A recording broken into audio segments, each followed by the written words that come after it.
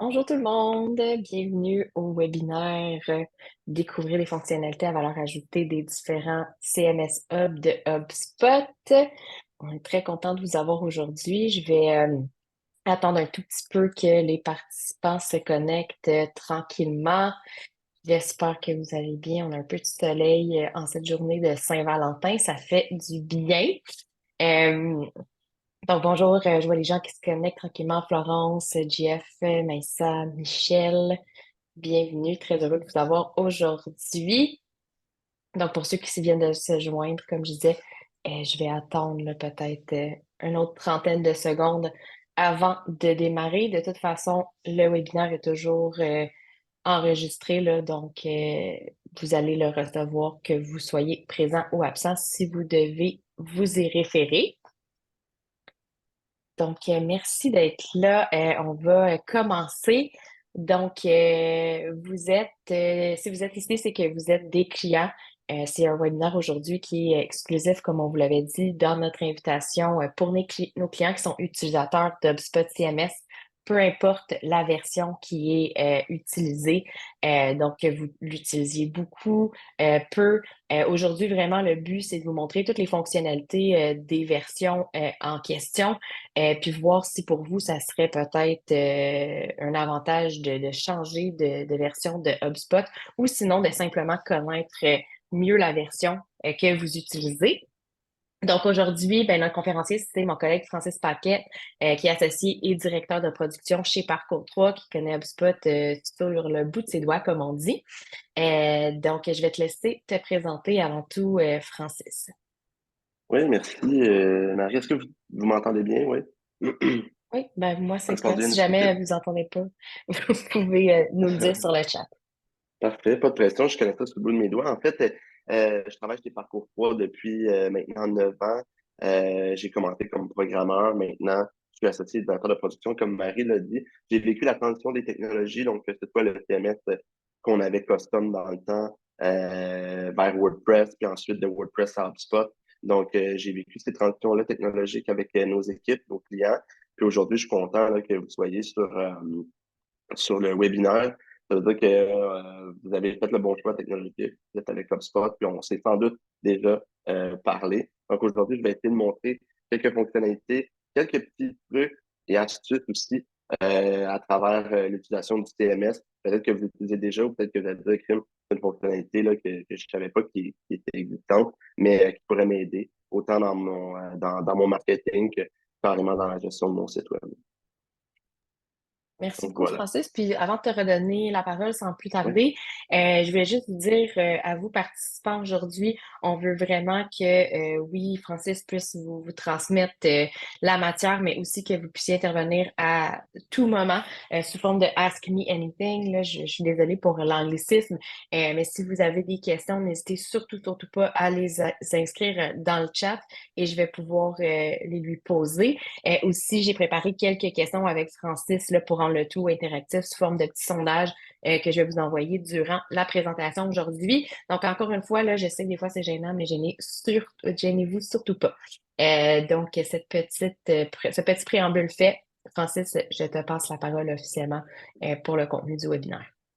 génial, merci. Donc, on va aujourd'hui voir les différences un peu entre les versions du CMS. Puis après, je vais rentrer plus en détail dans certaines fonctionnalités. Donc, la première portion va être plus des slides que je vais présenter. Mais ensuite, je vais vraiment aller dans l'outil puis vous montrer un peu comment travailler le Smart Content, les tests A/B, les formulaires progressifs, protéger une page par mot de passe, les fonctionnalités avec la HubDB, l'outil de chat, le AI avec HubSpot, les pages AMP, l'historique. Donc, vraiment, vous montrer quelques fonctionnalités puis vous dire dans quelle version on retrouve ça. Ça va vous donner un peu une idée de voir un peu comme Marie disait, est-ce que ça vaut la peine que je change ou est-ce que même j'exploite suffisamment, là, dans le fond, la version que j'ai de HubSpot. Puis à la fin, c'est des questions, mais tout au long, si jamais il y a quoi que ce soit, je vais être dans une instance de démo, donc c'est sûr que l'instance n'a pas des réelles informations clients, mais je pense que ça va être suffisant là, pour vous montrer la puissance des différents outils. Les différences entre les trois hubs, donc on s'appelle, on a trois hubs, on a le starter, donc CMS Starter, CMS Pro, on a, pardon, un hub qui est CMS, mais trois versions. le CMS en mode starter, en mode pro, puis en mode enterprise. Essentiellement, il y a des grosses différences qui vont se passer de starter à pro, puis ensuite de pro à enterprise. C'est principalement une grosse fonctionnalité que les clients vont aller chercher, mais je vais vous les expliquer. Rapidement, dans Starter, évidemment, on a la gestion d'un site web qui est sécurisé et fiable. Donc, on n'a pas d'environnement serveur à réfléchir. Tout est intégré directement à même la plateforme. On peut faire la gestion de pages web, d'articles de blog. Euh, on peut faire un site qui est en multilingue, donc autant en français, en anglais. Puis ce qui est le fun, c'est que c'est adaptatif. Donc, on peut avoir un site web qui va être en français, puis éventuellement le traduire en anglais page par page. Pas nécessairement besoin d'avoir un pour un. On peut configurer évidemment un nom de domaine. On a la gestion de formulaire. On a la gestion de page d'atterrissage, donc de landing page. On a l'outil de chat qui est intégré. Il y a des optimisations qui sont faites pour le mobile. On a une version de page AMP, puis je vais l'expliquer un peu plus tard comment on peut voir ça, les pages AMP dans nos blogs puis les recommandations SEO de base. Fait que ça, toutes les versions ont ça, mais le starter, tu pars avec ces fonctionnalités-là. Tu n'as pas nécessairement les fonctionnalités avancées pour ton équipe marketing, mais tu as quelques fonctionnalités pour pouvoir faire la gestion de site web. Il faut savoir que dans le CMS Starter, il y a une limite de nombre de pages d'articles de blog. Donc, souvent, c'est là où si on a plus qu'une cinquantaine de pages dans le site web, on n'aura pas le choix d'aller vers la version Pro. Par contre, la version Pro, c'est celle qui va être vraiment la plus complète. En plus d'avoir les fonctionnalités de Starter, on va aller chercher le dynamic content, fait que le contenu dynamique. On va aller chercher, puis je vais l'expliquer c'est quoi là, plus en détail, puis vous montrer comment l'utiliser. La gestion des données avec OpDB, donc on a carrément un système de base de données visuelle que vous pouvez utiliser pour faire de la gestion de votre site web ou même permettre à l'équipe de Parcours 3 de développer des sites web plus complexes qu'un site de contenu grâce à cette fonctionnalité-là. On peut évidemment héberger des vidéos. Dans le cas du starter, il faut aller appeler des vidéos, par exemple, de YouTube ou Vimeo, tandis que dans le Pro et le Enterprise, on peut carrément héberger des vidéos à travers le site web. Dans le fond, la différence, c'est que le player, le lecteur vidéo, c'est un lecteur qui ne serait pas YouTube ou Vimeo. On peut faire des tests A/B, donc ça, c'est une fonctionnalité que je vais montrer aussi. On a un outil pour les call to action que je vais vous montrer un peu. Protéger une page par mot de passe, donc ça peut être intéressant. Les recommandations SEO sont un petit peu plus avancées que dans la version Starter. On a une intégration avec la Search Console aussi qui est intéressante parce que quand on va chercher, on peut les données de Google Search Console, on vient avoir des rapports dans le HubSpot qui sont beaucoup plus complets. Puis quand ils vont vous donner des conseils SEO, ben là, vous allez avoir en plus des données encore plus accurate, là, des données qui vont être encore plus justes. Puis, il y a un environnement staging, donc d'être capable de tester des fois ce qu'on fait avant de le lancer. Donc, ça va être vraiment le pro qui va venir donner ça. Fait que c'est là où ce qu'on voit. Dans le fond, moi, j'aime bien comparer le CMS, c'est un peu comme quand on avait des sites web, peut-être vous avez connu avec WordPress ou autre, on a une gestion un petit peu plus simple de site web. Mais là, avec le Pro, on vient chercher des fonctionnalités qu'on n'a pas chez les autres CMS, en plus d'un nombre de pages qui n'est pas restreignant, qui est pas restreint pour la majorité en fait, pour tous nos clients. Puis le CMS Enterprise, pourquoi on passerait à CMS Enterprise? La grosse fonctionnalité, c'est l'espace connecté. Donc, vous voulez que gérer des membres, vous voulez gérer un espace où vous avez des gens qui vont se connecter, qui vont voir de l'information selon si c'est un profil type. On veut faire un peu de commerce électronique, bien que le hub commerce n'est pas encore disponible du côté canadien ici puis au Québec. On peut quand même, avec l'espace connecté, aller faire une certaine portion de commerce électronique au travers du CMS. Donc, vraiment, si on veut quelque chose qui est pas juste une page protégée par mot de passe, mais carrément une gestion de Marie-Josée a un nom d'utilisateur et un mot de passe, elle peut s'inscrire et avoir accès à l'information. On doit tomber du côté de CMS Enterprise. On va avoir en plus des tests A/B, des tests adaptatifs. Donc, les tests A/B, c'est plus, j'ai deux versions d'une page, j'envoie 50% de mon trafic dans une des deux pages. Puis, j'ai des résultats, puis je peux choisir après ça celle qui performe le mieux. Tandis que les tests adaptatifs, je peux faire jusqu'à 5 versions de ma page. Puis, HubSpot va vous permettre de automatiquement, par exemple, prendre la page qui est la plus performante puis envoyer plus de trafic là-dessus. Donc, une petite fonctionnalité de plus. Puis, il y a une gestion d'équipe et d'accès. Donc, je peux, si j'ai une plus grande organisation, j'ai beaucoup de pages, je peux aller dans l'interface d'administration, vraiment donner des accès seulement pour, par exemple, écrire des articles de blog, mais pas pouvoir les publier.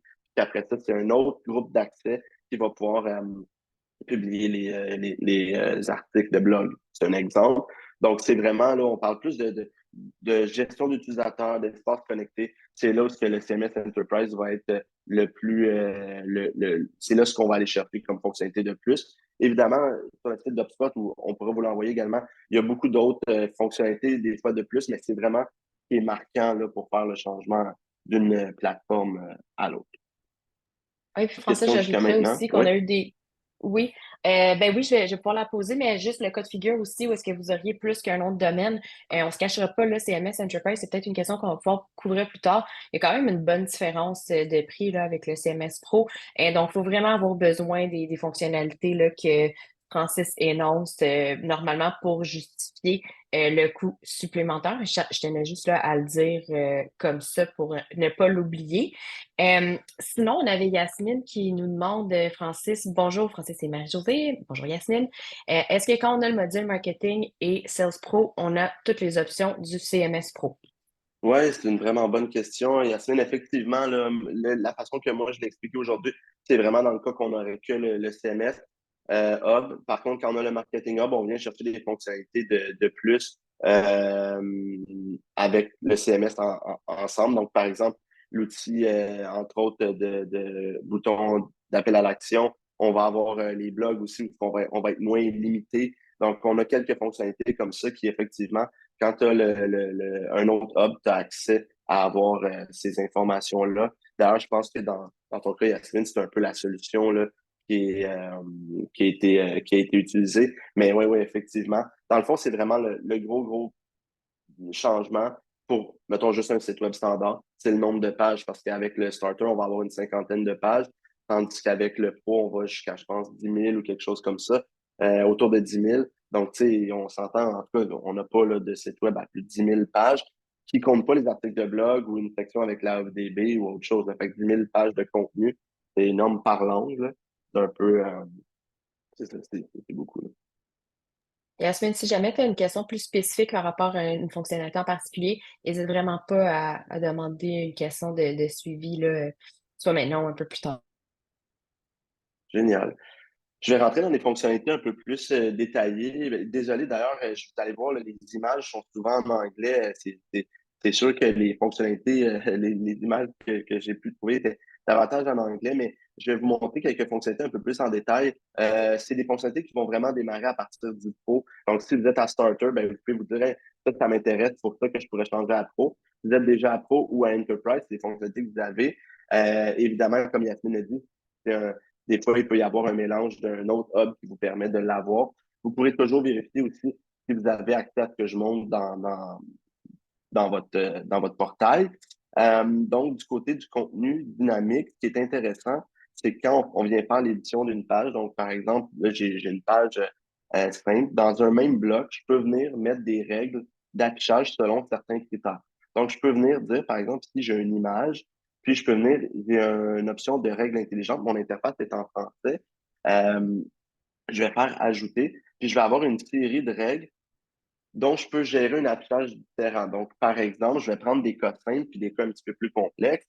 Si, par exemple, j'ai une clientèle j'ai des clients qui sont au Canada, puis des clients qui sont aux États-Unis, je peux faire un bandeau sur mon site web, une section, un paragraphe, une image, n'importe quoi, puis dire, écoute ça, quand c'est un visiteur qui provient des États-Unis, affiche cette information-là, puis quand c'est un visiteur qui vient du Canada, affiche une autre information. Je peux le faire également par type d'appareil. Donc, je peux venir dire type d'appareil puis dire, ben, est-ce que c'est une tablette, un mobile ou un bureau? Donc, par exemple, votre site web a une vidéo sur la page d'accueil. Je donne un exemple qu'on voit souvent. Ben, vous pourriez être tenté de dire, hey, en mobile, je veux seulement une image parce que je veux pas avoir une page qui va être trop lourde pour mon référencement puis pour mes visiteurs. Donc, vous êtes en mesure de vous-même, avec l'autonomie du CMS, de faire cette règle-là, puis de faire un bandeau avec une version pour le mobile puis une pour le bureau. Sinon, un petit peu plus détaillé, quelque chose d'intéressant, vous pouvez le faire par langue aussi, évidemment. Mais ce qui est intéressant, c'est que si les contacts sont, par exemple, dans une certaine liste, donc vous pourriez mettre, par exemple, tous les gens qui sont dans cette liste-là, parce que j'utilise le CRM, puis dans mon CRM, j'ai mes contacts et mes listes. Quand ces gens-là qui sont dans cette liste-là viennent sur le site, j'affiche une information différente. Donc, on peut vraiment venir personnaliser l'affichage du site web selon non seulement qui est sur mon site web, mais en même de pouvoir segmenter puis donner de l'information juste, par exemple, vous targetez les directeurs technologiques, ben, quand vous savez que le contact, c'est un directeur technologique, on le met dans une liste, on est capable après ça d'afficher un bandeau d'informations qui va parler beaucoup plus à ce type de visiteur-là qu'un message qui va être large. Donc, une fonctionnalité qui est quand même vraiment appréciée. Si vous êtes un petit peu plus à l'aise avec la programmation, il y a aussi le paramètre de requête qui peut être intéressant. Vous pouvez vraiment venir ajouter un paramètre, dans le fond, qu'on va voir dans l'URL. Donc, souvent, à la fin d'un URL, si je prends l'exemple ici de paramètre qui est FR accueil, à la fin, je pourrais décider de dire, ben, quand il y a un paramètre à la fin de mon URL, affiche un contenu différent. Donc, vous pourriez même venir personnaliser une page avec une règle qui est en dehors de HubSpot parce que vous dites, nous, on a un événement qui va avoir lieu. Je n'utilise pas le CRM d'HubSpot, mais je veux que quand les gens vont cliquer sur mon lien que j'ai envoyé dans mon infolette avec un autre outil qui n'est pas HubSpot, je veux que quand les gens vont arriver sur cette page-là, ça parle du prochain webinaire. Et vous êtes capable de venir le faire avec un paramètre, puis mettre cette URL-là personnalisée dans votre infolette, par exemple. Donc, c'est vraiment une fonctionnalité qui est appréciée, puis qu'on va pas nécessairement voir du côté des autres TMS, là, de pouvoir venir personnaliser cette information-là. Donc, on trouve ça vraiment dans les règles intelligentes, puis on a une série de choix qui va être là. Le paramètre de requête nous permet que si jamais vous ne trouvez pas ce que vous avez besoin en haut, ben avec le paramètre, souvent, on peut venir faire là, pas mal tout ce que l'on veut. Fait que c'est quelque chose qui peut être assez intéressant. Vous pouvez l'utiliser à travers tout le site web, vous pouvez l'utiliser dans une seule page. Vraiment, il n'y a pas pas parce que vous l'utilisez à un endroit que vous êtes obligé de l'utiliser partout et vous pouvez venir le retirer. Moi, j'aime bien aussi des fois, si vous avez différentes idées, vous pouvez venir, si jamais votre équipe est plus concentrée dans un autre pays, ben, vous pouvez vraiment venir faire du contenu différent par pays sans avoir à gérer deux sites web ou deux pages web complètement. Donc, c'est une fonctionnalité qui est quand Francis, même vraiment intéressante. Oui, Marie? avant de passer à la prochaine fonctionnalité, on avait préparé une petite question par rapport au contenu intelligent. C'est sûr que ça s'applique un peu moins à ceux qui ont le starter, mais je vous lance la question là, pour ceux qui ont soit les versions Enterprise ou Pro. Est-ce que vous l'utilisez la notion de contenu intelligent sur votre site web ou peut-être vous la connaissez pas, vous êtes un petit peu frileux? On était curieux de savoir, donc n'hésitez pas. Puis si vous avez des questions par rapport à cette fonctionnalité-là, qui ouvre vraiment là, tout un monde de possibilités. Francis vous a donné quelques exemples aujourd'hui, mais si vous avez besoin, même après le webinaire, d'idées de la part de notre équipe, où est-ce qu'on pourrait vraiment vous aider avec le tout, ça va nous faire plaisir. Donc, à date, on est à non à 100% des gens qui ont répondu. Donc, Francis, c'est dire que c'est super intéressant, mais pas nécessairement utiliser. Ouais, quelque chose qu'on peut faire avec l'équipe de parcours, qu'on fait de plus en plus, c'est qu'on peut venir vous aider à identifier à quel endroit il serait pertinent selon à l'atteinte de vos objectifs, où ça serait pertinent de l'utiliser. Évidemment, des fois, vous pouvez ne pas savoir, dire, ben, je ne sais pas où je pourrais utiliser ça, mais il y a vraiment des endroits là, où c'est stratégique de venir personnaliser, surtout si vous utilisez les autres outils, évidemment, de HubSpot, ben, ça peut venir aider là aussi avec tu sais, votre lead scoring, puis de savoir qu'à un certain niveau, on veut vraiment pouvoir reparler, un peu comme quand on envoie une infolette personnalisée, on veut reparler de notre produit ou de notre service aux visiteurs. On sait qu'ils cherchent le service, puis n'importe quoi, de création de site web. Donc, on ne veut pas y parler de n'importe quoi. On pourrait être tenté de personnaliser notre page d'accueil pour parler de création de site web parce qu'on sait que c'est ça que la personne veut voir versus lui parler de toute notre panoplie de services. Fait que ça peut vraiment être utile. Mais vous pourrez nous contacter, on pourra regarder ensemble où on peut identifier les endroits où c'est pertinent de le faire. Surtout si vous suivez bien les visiteurs de votre site web, ça devient vraiment pertinent. Merci, Les tests Francis. AB, oui, c'est bon. Non, c'est bon. Ah, OK, cool, désolé. Du côté des tests AB, ce que ça permet de faire, c'est de séparer le trafic 50-50, de faire deux versions de la même page web, puis de pouvoir voir laquelle génère le plus de bonnes choses. Moi, comment j'aime bien le présenter, c'est que si dans votre équipe marketing, vous avez deux idées carrément de page, donc vous dites, hey, j'aimerais ça commencer avec mon formulaire en haut, Puis la moitié de l'équipe dit, ben, je pense que le formulaire, ça devrait être en fin de page parce que ça devrait être plus en mode storytelling. Puis à la fin, on lui demande, est-ce que tu es intéressé par exemple, t'inscrire à notre webinaire ou je commence carrément avec le formulaire parce que je vais avoir l'appel à l'action rapide. On serait capable de venir faire, dans le fond, deux versions de la page web puis voir laquelle fonctionne le mieux. Ça va vous permettre de prendre des décisions des fois un peu plus éclairées. Puis tout ça, toujours grâce à l'interface. Fait que, par exemple, ici, j'ai une page que je vais modifier. Puis en haut, vous allez trouver un petit bouton. Si vous ne l'avez pas encore, si vous n'avez pas le drop-down, c'est que vous avez pas dit de faire du test AB. Fait que si je prends, par exemple, une autre page, là, juste pour faire un exemple rapide, mais si je prends cette page-là modifiée, quand vous avez jamais fait de test AB avec cette page-là, ça va être écrit effectuer un test. Vous allez cliquer sur effectuer un test. Vous allez dire est-ce que c'est du test AB ou du test adaptatif. Le test adaptatif va être disponible du côté Enterprise, le test AB du côté de CMS Pro. Dans le fond, la grosse différence, c'est qu'ici, on peut en faire jusqu'à 5 variantes, tandis que ça va être 2. Puis HubSpot va automatiquement envoyer le trafic sur la page qui a le plus de résultats, tandis que si vous allez devoir l'analyser, fais test AB, fais suivant. Je peux appeler, dans le fond, la page de la variante comme je veux. Je vais créer une variante.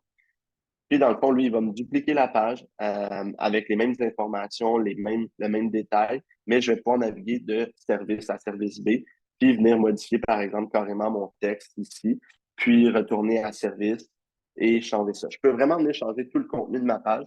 Donc, l'URL va être la même pour le visiteur, mais 50% de votre trafic va être envoyé vers une version de la page, puis 50% vers l'autre version de la page. Ça permet vraiment d'avoir des statistiques, puis de ne pas vous bloquer si jamais vous avez certaines idées. Ça va vous permettre d'être capable de les exploiter de la meilleure façon.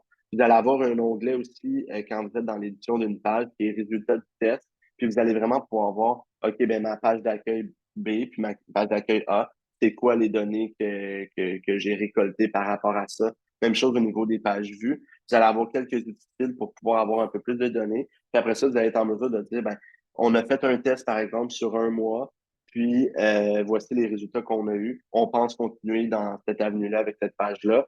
Vous pouvez même l'utiliser en mode, par exemple, landing page, où c'est pas nécessairement deux idées, mais vous voulez carrément essayer des approches vraiment différentes, parler sur un ton différent, vous pourriez le faire là, de cette façon-là.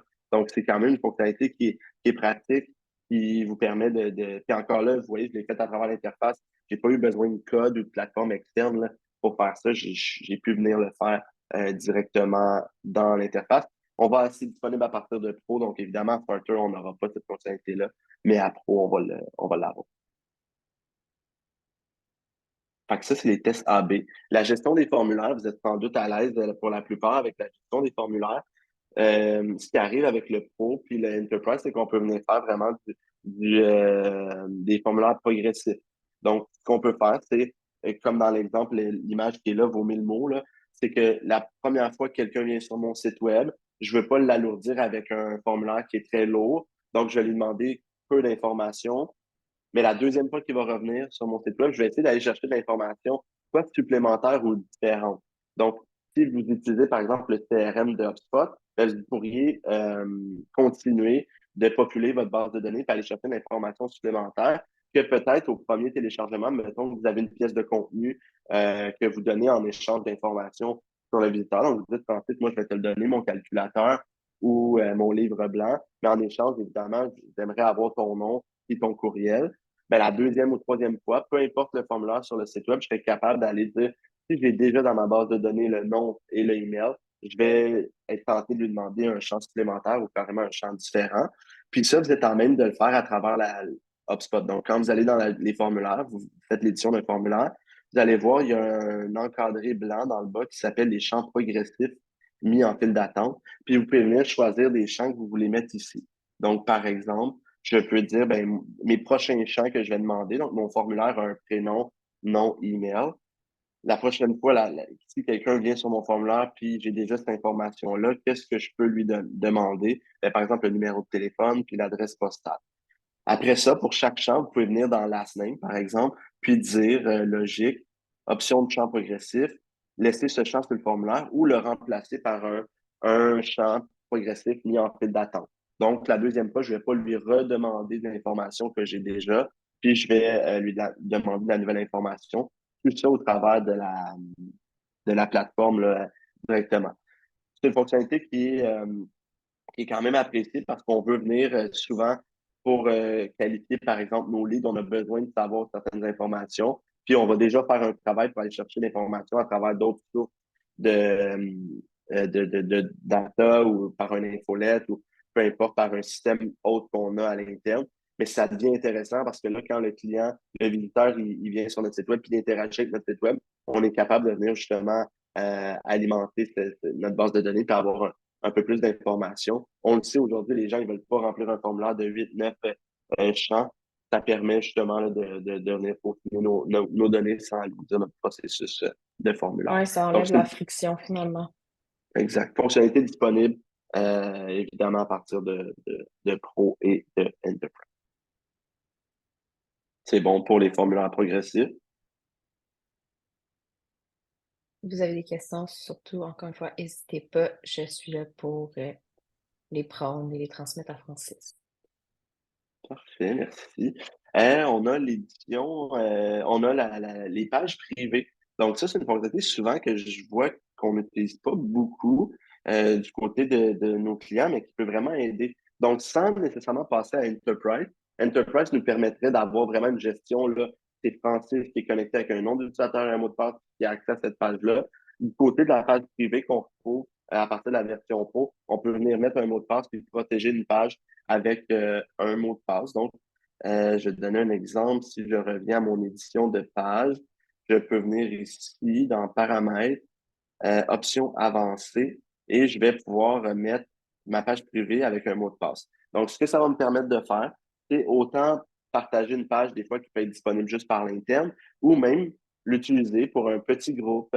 J'ai un groupe les gens qui sont inscrits au webinaire aujourd'hui, évidemment, c'est pas de la grande sécurité parce qu'on n'a pas une gestion d'utilisateur puis de mot de passe qui est vraiment avec une connexion, mais on demande quand même un mot de passe. Donc, si, exemple, les gens qui ont participé au webinaire aujourd'hui, on veut leur donner, on veut afficher une page qui va avoir du contenu que pour eux, on pourrait tenter de faire une page, la mettre privée avec un mot de passe requis et leur donner accès seulement avec ce mot de passe-là. C'est un mot de passe par page, donc c'est pour ça que je dis que l'enterprise devient intéressant vraiment si on veut vraiment personnaliser le reste. Mais si on veut, soit à l'interne ou à l'externe, pour protéger la page, on peut le faire de cette façon-là. Donc, on a un projet, on veut le monter à notre équipe, par exemple, TI, qui n'a pas nécessairement accès à la plateforme. Ben, on peut le faire de cette façon-là, puis la page va pas s'afficher. Aussi, ben, ça empêche que les moteurs de recherche tombent dessus. Donc, si jamais vous avez une page que vous voulez vraiment faire plusieurs tests, mais vous n'avez pas envie que les moteurs de recherche tombent dessus puis qui, qui le mettent sur Google, ben, vous pouvez venir le protéger par mot de passe. Vous savez, c'est une pratique qu'on fait pour ceux qui ont vécu aussi nos sites web avec WordPress. C'est une pratique aussi qu'on faisait beaucoup sur les staging, de barrer avec un mot de passe, parce que même si on dit, ben, pour ceux qui sont un peu plus dans le détail, là, dans le robot.txt, que Google ne doit pas vérifier notre site web, on n'est jamais à l'abri qu'il passe tout ça et qu'il vérifie quand même puis que nos pages soient référencées. Donc, de venir de le protéger par un mot de passe, là, on est vraiment le moteur de recherche, il n'y a pas le mot de passe, donc tu ne peux pas voir la page. Ça peut être utile vraiment à plusieurs facettes. Puis souvent, on ne va pas dans l'onglet paramètres, à part en haut, parce que ça, c'est caché dans un menu option avancée. Puis souvent, on reste ici, on édite notre slug d'URL, on modifie notre métadescription, on modifie le titre de la page, mais on ne pense pas des fois d'aller voir dans l'option avancée. Puis il peut y avoir des fonctionnalités comme ça qui peuvent être intéressantes là, la HubDB, pour certains, vous l'avez peut-être déjà dans votre projet, ça permet de faire par une interface visuelle la gestion d'informations qui se navigue mal dans un site web d'édition de page. Donc, je donne un exemple. Vous avez une section avec des projets ou avec une section équipe qui est faite sur plusieurs pages.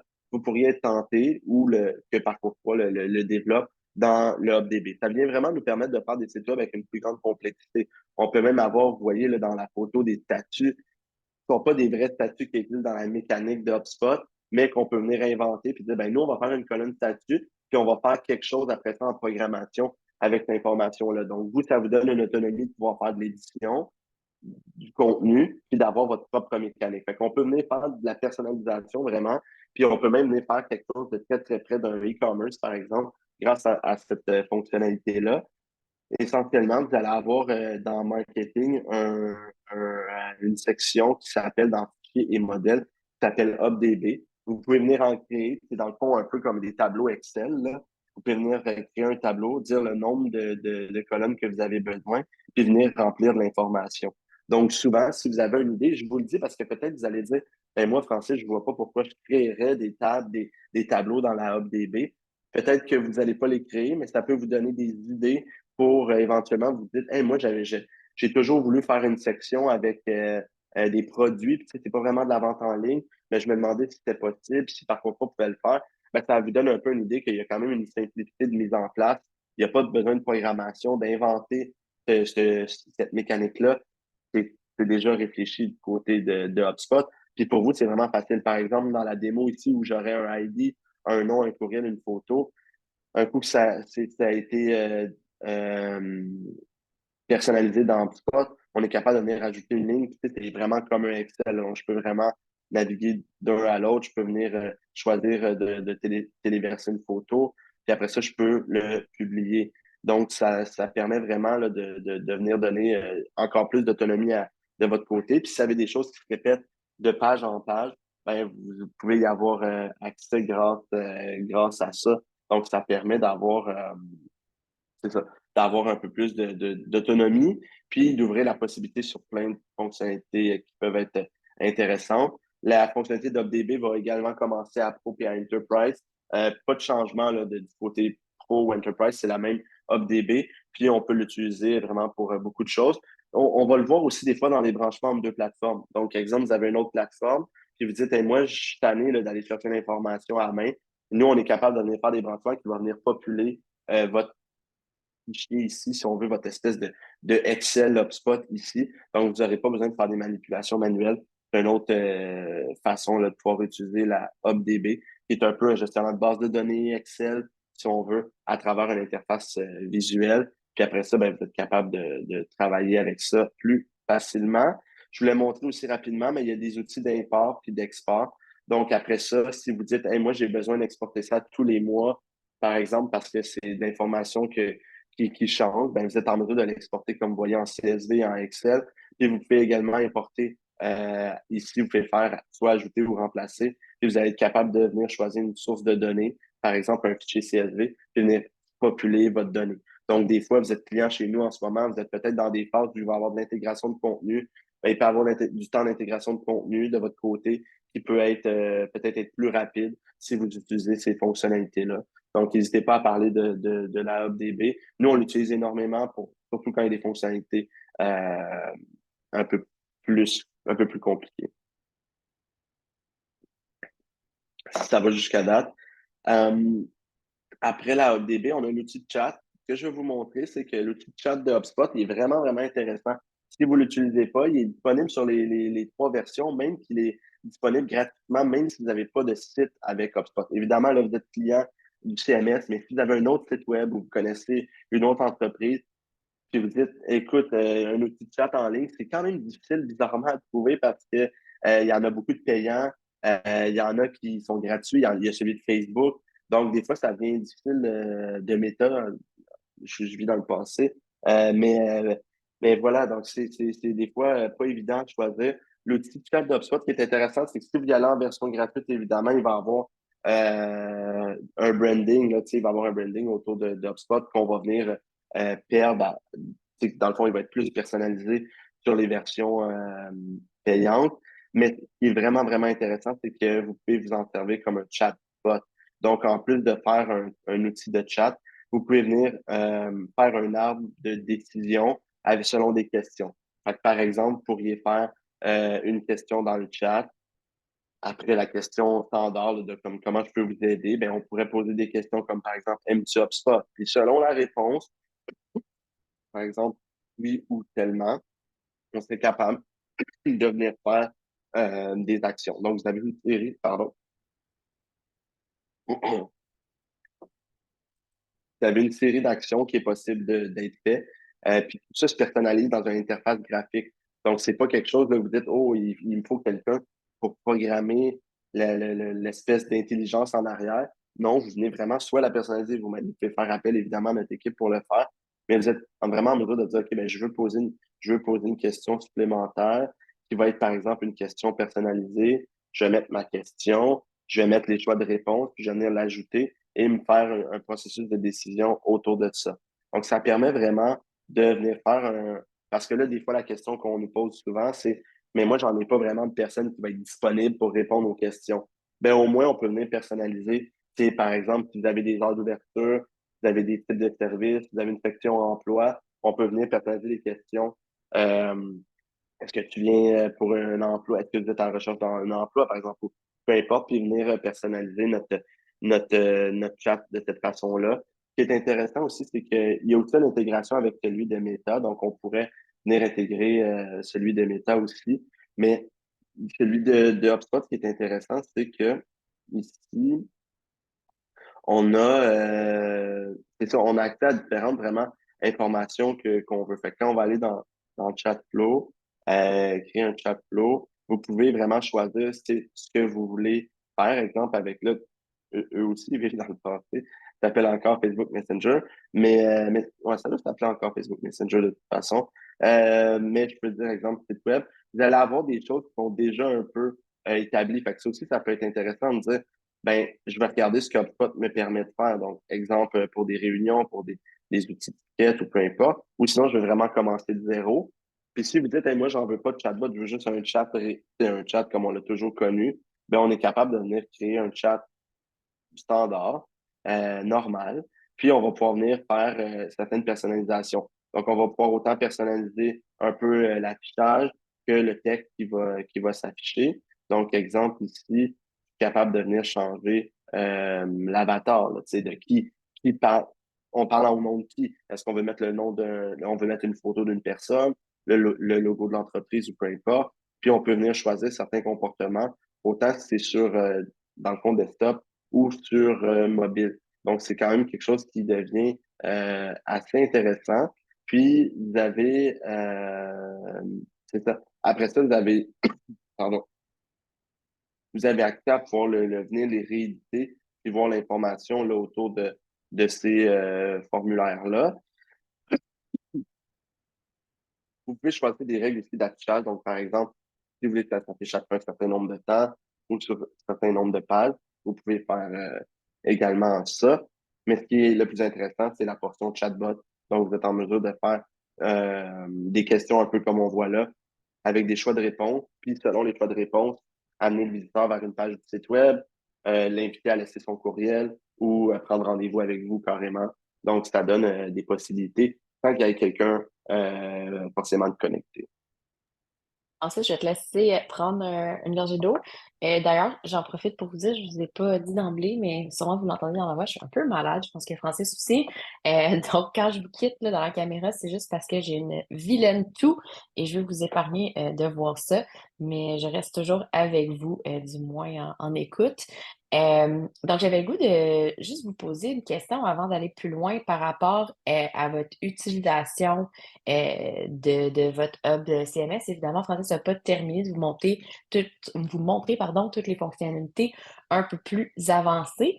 On était curieux de vous entendre sur, avec ce que vous voyez déjà dans le moment, c'est quoi le pourcentage d'utilisation que vous croyez utiliser dans votre version actuelle du CMS d'HubSpot? Donc là, vous voyez, c'est des ranges, là, comme on dit en bon français, des barèmes.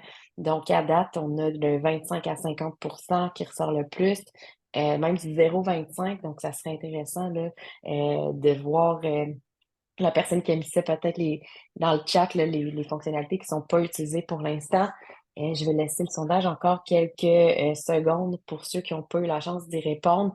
Donc, on est vraiment à 25-50 là. Il n'y a personne qui a dit, c'était 50 à 75, en pensant évidemment pas 70 à 75, et personne non plus qui a dit 75 à 100. Donc, ouais, 25 à 50 c'est vraiment votre utilisation, là. Donc, c'est intéressant à voir qu'est-ce qu'on pourrait venir vous aider là, nous, de notre côté, à Parcours Toi, de vous aider dans ces fonctionnalités-là. Ou sinon, si la petite démo aujourd'hui là, fait en sorte que vous allez pouvoir de votre côté, parce que c'est tellement user-friendly, HubSpot, peut-être faire des petits tests après aujourd'hui. Génial. Je vais vous montrer une fonctionnalité, je pense que ça va en intéresser plusieurs. On entend beaucoup parler de AI en ce moment. Puis, évidemment, c'est sur toutes les lèvres. HubSpot a également une technologie, dans le fond, c'est branché au même système qui est derrière ChatGPT, mais on a ça intégré directement dans notre plateforme. Donc, on est capable de venir faire du contenu grâce à ça. Je vais vous donner un exemple. Je suis capable de prendre une phrase. Je vais vous montrer deux exemples. Le deuxième, vous allez voir, c'est encore plus excitant. Mais quand je fais l'édition d'une page, je peux venir sélectionner, par exemple, mon texte, puis venir assistant de contenu, puis je peux lui demander certaines informations. Par exemple, je veux qu'il me propose une reformulation. Je veux qu'il me propose de le développer, donc d'avoir un peu plus d'informations autour de ça, ou carrément de le raccourcir. Vous allez voir, dans mon exemple, vous allez dire ah, comment ça va le faire en français. C'est que ma page, elle est en français, mais j'ai décidé d'écrire du contenu en anglais, qui est un peu à l'inverse de ce qui devrait faire du sens. Ça, c'est mon exemple qui est comme ça. Mais je peux venir vraiment, puis si je ne suis pas satisfait, je peux venir et dire, OK, ben, générer un nouveau, reformuler, dans le fond, une nouvelle phrase, puis il va m'offrir différents choix. Puis je peux toujours revenir en arrière, donc dire, ah, le premier, finalement, dans le fond, c'est peut-être celui que j'aime le mieux. Cliquer sur insérer, puis venir changer l'information. Non seulement ça vous permet de gagner du temps de ne pas aller sur une autre plateforme, par exemple, comme ChatGPT, mais aussi vous n'avez pas à payer, par exemple, une autre application qui pourrait faire ça, vous allez l'avoir. La fonctionnalité qui est vraiment la plus excitante, selon moi, avec le AI, parce que HubSpot, éventuellement, on va être capable de monter même une page web à partir de certaines questions puis d'un prompt. On va être capable, il va vous proposer un layout avec les blogs disponibles dans votre site web, mais c'est pas encore disponible ici, mais ça s'en vient. Il y a quand même quelque chose qui va à l'entre-deux. Donc, quand je me dirige vers le blog, je peux faire générer un article de blog à partir générer un article de blog. Je peux choisir, par exemple, le Canada, puis je peux mettre mon sujet. Fait exemple, les voitures électriques au Québec. Je vais tasser mon zoom ici, je vais faire suivant. Et là, il va me proposer différents titres. Il va me proposer différents titres et je vais être capable de soit lui dire, hey, non, je veux quelque chose de différent ou lui dire, OK, le coût de recharge des voitures électriques au Québec ou les subventions pour les voitures électriques au Québec. Fait que ça me donne des idées. Des fois, vous pouvez l'utiliser puis vous allez me dire, on veut pas faire de contenu AI, tu sais, on veut pas ça. Mais des fois, ça peut vous allumer sur des idées puis dire, hey, j'avais pas pensé à ces potentiellement peut-être 5 sujets d'articles de blog que j'aurais pu faire là-dessus. Donc, ça devient intéressant d'avoir de l'information là-dessus. Je vais cliquer ici, je vais faire suivant et il va me préparer un article de blog. Donc, il va vraiment venir me dire, ben, ton titre, c'est le titre qu'on a choisi ensemble. On a trouvé une description qui parle un peu. Puis voici des paragraphes pour ton article de blog que tu pourrais avoir. Donc, il est venu me trouver combien? 5 paragraphes en français, toujours en lien avec mon article. Puis je peux lui dire, écoute, celui-là, je ne sais pas, ça fait pas. Bon, ben, il l'a changé pour les bénéfices des véhicules électriques. Je peux jouer avec l'ordre. Je peux en enlever carrément, dire, écoute, ça, j'en veux pas. Je peux en ajouter. Donc, je peux vraiment venir faire en ajouter. Quand je clique sur le petit insigne, il va me trouver. Fait que je pourrais en mettre plus que pas assez. Puis là où la magie va vraiment s'opérer, c'est que quand je fais rédiger, puis là, j'ai pris mon temps de vous l'expliquer, mais vous comprenez que je devrais faire ça très, très rapidement, encore plus rapidement que je l'ai fait là. Il va me générer un article de blog avec mon titre, ma description et mes informations autour de ça. Là, ça prend un petit peu de temps, j'en ai demandé, ça s'en vient. Ce qui est intéressant aussi, c'est que vous pouvez le retravailler. Évidemment, je ne vous conseille pas nécessairement de prendre ça tout le temps un pour un, mais ça vous permet peut-être d'aller chercher des idées que vous aviez pas pensé faire. Ce qui est intéressant, c'est qu'il met directement dans l'interface d'article de blog. Donc là, dans ma page, il y a carrément, il est venu mettre en titre de la bonne façon. Il est venu mettre la description. Il a mis le grand titre, la date. Il est venu vraiment, j'ai même pas eu besoin de le rédiger. Il l'a mis dans le format que mon site web le prend. Donc, ça me permet de venir faire un article de blog comme ça qui est intéressant. Puis là, ben, je peux retravailler évidemment le contenu et là, je peux venir réutiliser plutôt celui-là puis faire reformuler une phrase qui va me proposer quelque chose d'autre. Donc, je peux venir vraiment le personnaliser.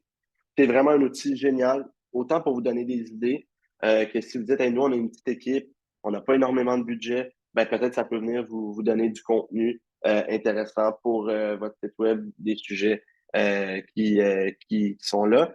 Comme ça utilise la technologie qui est derrière ChatGPT, ben, on a un peu les résultats là, autant satisfaisants qu'on aurait sur, par exemple, ChatGPT.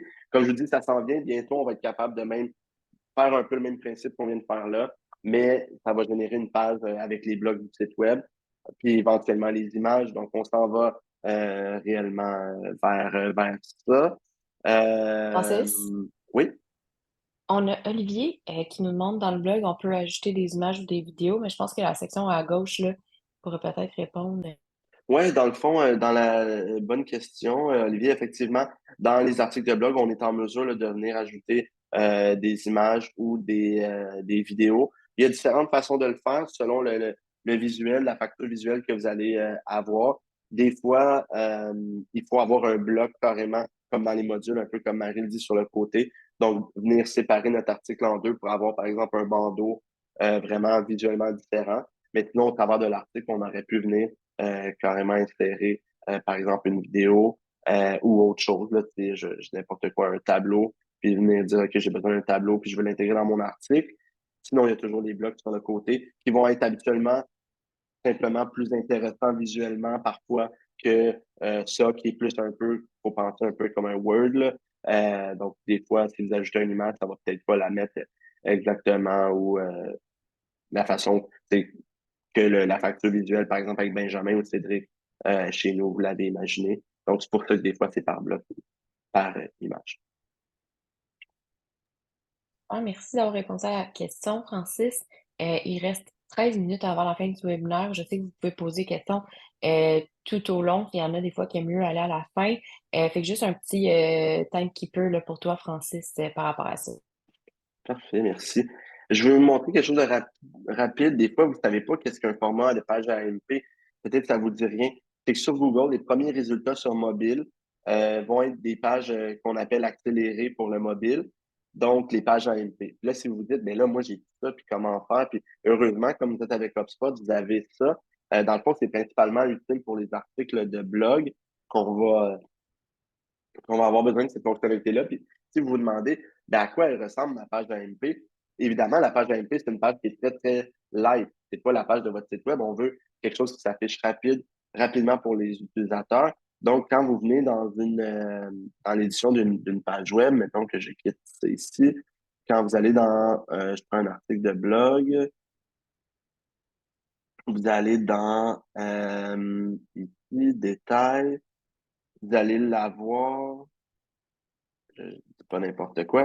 Vous allez l'avoir ici. Donc, vous allez afficher les tailles, puis vous allez voir l'aperçu AMP. Si je clique dessus, ce que vous allez voir, ben regardez, il a retiré mon branding, puis mon article de blog, elle affiche vraiment euh, de façon beaucoup plus light. Puis si je fais voir l'article au complet, bon, là, c'est une page de test, ça ne fonctionne pas, mais si ma page, mon article de blog, elle aurait été réellement publié, que j'ai fait tantôt avec le AI, ben, quand j'aurais cliqué ici, j'aurais vu la page qui existe de façon automatique. Fait que cette page-là, vous n'avez rien à vous soucier autour de ça. Il peut quand même avoir un petit peu de visuel fait autour de la page. Moi, dans mon exemple, c'est très, très light. Ça peut être un petit peu plus détaillé que ça, mais on ne veut pas avoir quelque chose de trop compliqué parce que c'est vraiment des pages qui vont être faites pour l'affichage sur mobile. Donc, si jamais vous demandez est-ce que j'ai ça, nous, peu importe, à l'interne, vous parlez de SEO, puis vous dites hey, j'ai besoin de ces pages-là, sachez que pour tout ce qui est section blog, c'est souvent là où on va le voir. Là. C'est là où c'est utile. On va avoir cette fonctionnalité-là du côté de HubSpot. Donc ça, c'est pour les pages AMP. Les pages AMP, d'ailleurs, ils sont disponibles sur les trois. Vous avez Starter, Pro ou Enterprise, vous avez accès à ça. Puis vous n'avez rien à configurer de votre côté. Nous, on le configure quand on fait votre site web, puis on vient le personnaliser dans ce qui est possible d'être fait pour la performance. Mais vous êtes en mesure là, d'avoir cette fonctionnalité-là. Puis vous pouvez aller voir là, si jamais vous demandez c'est quoi. L'historique, vite fait, ça va aller vite, mais c'est pas si vous saviez, c'est des fois une fonctionnalité qui est un peu cachée, mais qui est vraiment, vraiment utile. Quand je vais dans une édition d'une page web, ça fonctionne pour n'importe quel contenu. Je vais pas aller dans un article de blog, mais vraiment dans une page web, page du site web. Je vais, par exemple, aller dans ma page service. Je vais faire modifier. Vous avez accès en haut à dernier enregistrement. Ça paraît peut-être pas, là, mais c'est un lien. Fait que c'est surligné. Si vous cliquez là-dessus, vous allez avoir accès à l'historique de version. Donc, vous allez être en mesure de voir tous les historiques de version puis dire, ben, je vais retourner à la version du 13 novembre, puis je vais restaurer cette version. Donc, ça permet de voir, ben, non seulement je suis à quelle version, y a-t-il un brouillon, c'est qui a travaillé dessus. Des fois, on se demande, ben, voyons, qui a fait, qui a changé ce texte-là, on est capable de venir le faire comme ça. Fait que ça, c'est bon tant pour vos landing pages, vos menus. Il y a même cette fonctionnalité-là quand vous faites l'édition de menus. Là, donc, par exemple, votre menu a changé. Je viens ici, je vais dans le menu de navigation. Vous êtes en mesure là, de le faire. Et puis, afficher les révisions. Puis, vous êtes en mesure même de voir ben, qui a changé le menu, par exemple, puis de restaurer une version. Donc, cette fonctionnalité, là, c'est pas grand-chose, mais des fois, on ne sait pas qu'on peut voir ça. C'est vraiment, vraiment utile. Ça peut nous faire sauver du temps. Ou si on a fait une erreur, bon, on peut revenir en arrière de façon assez rapide. Voilà. Donc, ça, c'était pour l'historique. La gestion des vues, ça aussi, des fois, vous pouvez avoir beaucoup de pages, surtout pour les clients qui ont beaucoup de pages web, là, vous êtes en mesure de venir créer des vues personnalisées. Fait que ça peut vous faire vraiment sauver du temps, là. Euh, Ici, vous voyez, j'ai toutes les pages, les brouillons, euh, puis peu importe. Je peux vraiment venir faire ajouter une vue. Donc, je peux filtrer. Donc, par exemple, je prends des feeds, puis je veux tous les articles qui ont été publiés, je sais pas moi, ce mois-ci, ou créés par toutes les pages qui ont été créées par Francis. Je peux venir faire créer par qui? Par moi. Parfait. Je vais faire ajouter le filtre. Évidemment, lui, il va me personnaliser mon affichage ici. Puis là, je lui dis, hey, moi, c'est utile parce que moi, mon travail, c'est de venir à chaque fois dans le site web puis d'éditer seulement mes pages à moi. Ben, je peux venir faire enregistrer la vue, enregistrer en tant que nouveau, lui donner un nom, par exemple, test. Je peux le dire, est-ce que je veux que ça soit juste pour mon utilisateur ou je veux le permettre pour tout le monde? Puis là, je vais le permettre pour tout le monde. Donc, d'autres qui administrateurs pourraient le voir. Puis vous allez voir, ça m'a créé une vue. Donc, si je reviens, je vais dans le site web, je vais dans la page web, je vais être en mesure de voir la vue que j'ai sauvegardée avant, qui était test, et je vais avoir ça. Donc, évidemment, si vous avez l'Enterprise, vous pouvez gérer des accès. Vous n'avez peut-être pas nécessairement besoin de ça. Par contre, si vous avez Pro ou Starter, ça peut devenir intéressant quand même de venir faire permettre aux gens de, oui, peut-être naviguer dans toutes les pages, mais leur dire, écoute, toi, ta section, c'est vraiment là où tu as tes pages, que c'est toi, par exemple, qui as publié. Je donne un exemple, mais ça peut être vraiment pour plein d'autres aspects. Fait que c'est quelque chose pour être un petit peu plus efficace, peut-être, dans l'édition de son site web, puis pas se perdre, parce que des fois, il peut y avoir quand même beaucoup de pages web. Donc ça permet de faire ça fonctionnalité. Voilà. Est-ce que vous avez des questions? J'essaie de montrer quelques fonctionnalités souvent que vous connaissez peut-être pas ou que vous n'utilisiez pas. Évidemment, il y a l'édition de site web. Je n'ai pas montré l'édition de site web comme telle, mais parce que c'est souvent quelque chose qui est beaucoup plus connu. J'essaie de montrer des choses là, qui étaient peut-être un petit peu vous n'utilisez peut-être pas au day-to-day, puis un peu voir c'est quoi les grandes différences. Donc, on se rappelle, le CMS Starter, on a quelque chose d'un petit peu plus de base. Le Pro, on a des fonctionnalités comme le Smart Content, les tests AB, formulaire progressif. On a un petit peu plus de fonctionnalités marketing. Puis, au niveau Enterprise, on a un espace connecté essentiellement dans la portion Enterprise. Donc, on a une connexion utilisateur qui est la grosse fonctionnalité de plus là, de la version. Merci, Francis. On a une petite question qui est rentrée. Donc, avec la version Starter, est-ce qu'on peut mettre en place des rapports personnalisés avec les KPI?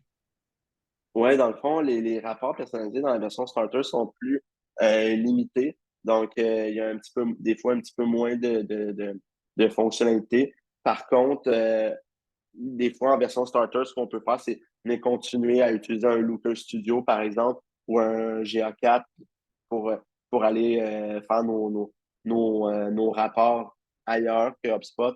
Quand on tombe à Pro et à Enterprise, c'est un peu plus l'inverse.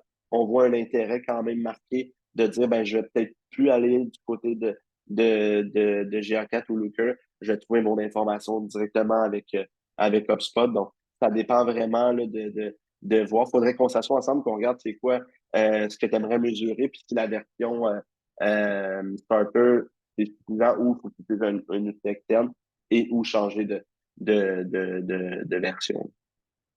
Oui, ben j'allais justement dire, si parmi vous, il y en a aujourd'hui que ça a vraiment donné le goût de changer ou qui pensent que changer serait bénéfique pour eux, vous pouvez me contacter, soit Francis, soit moi. On est vraiment là pour négocier, pour vous avoir le meilleur prix possible en tant que partenaire HubSpot. Et si jamais vous avez déjà des rabais, on peut tenter très fort de vous les faire appliquer aussi sur les nouvelles versions que vous achetez. Donc, encore une fois, si jamais il y a quoi que ce soit, on ne va pas disparaître après le webinaire, puis vous pouvez nous contacter.